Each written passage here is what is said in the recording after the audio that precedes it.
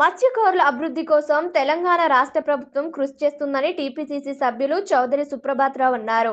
మెదక్ జిల్లా రామాయంపేట మండల కేంద్రంలో మంగళవారం తెలంగాణ రాష్ట్ర ప్రభుత్వం మత్స్యకారుల అభివృద్ధి కోసం చేపట్టిన ఉచిత చేప పిల్లల పంపిణీ కార్యక్రమాన్ని కాంగ్రెస్ పార్టీ నాయకులు ప్రారంభించారు. స్థానిక మల్ల చెరువులో 30,440 చేప పిల్లలను విడుదల చేశారు. ఈ సందర్భంగా కాంగ్రెస్ పార్టీ నాయకులు మాట్లాడుతూ కుల వృత్తుల అభివృద్ధి కోసం ముఖ్యమంత్రి రేవంత్ రెడ్డి కృషి చేస్తున్నారని, మత్స్యకారులకు ఉచిత చేప పిల్లలు పంపిణీ చేస్తున్నారని అన్నారు.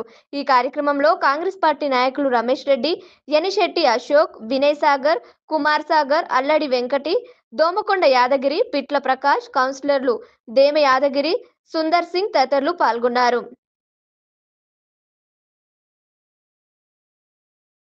రాష్ట్ర వ్యాప్తంగా మన ప్రియతమ ముఖ్యమంత్రి రేవంత్ రెడ్డి గారి నాయకత్వంలో అన్ని చెర్లలో ప్రాజెక్టులలో చేప పిల్లలు వేయడానికి నిర్ణయం తీసుకొని అందులో భాగంగా మెదక్ నియోజకవర్గంలో మన ప్రియతమ శాసనసభ్యులు రోహిత్ రావు గారి ఆధ్వర్యంలో ఈ నియోజకవర్గంలోని ప్రతి చెరువులో ప్రతి కుంటలో చేపలు విడిచిపెట్టి రౌటలు కానీ మన బొచ్చలు కానీ మిగతా కొన్ని దగ్గరలో మన కొర్రముట్టలు దొరికినా వేస్తారు. కాబట్టి ఈ చేపలన్నీ మంచిగా అయ్యి వీళ్ళ ముదిరాజు కులస్తులందరికీ ఆర్థికంగా ఎంతో కొంత తోడ్పాటు అనే ఉద్దేశంతో ప్రభుత్వం నిర్ణయం తీసుకొని నాణ్యమైన చేపలను పంపిణీ చేయడం జరుగుతుంది. గతంలో నాణ్యత లేని చేపలు వచ్చేవి.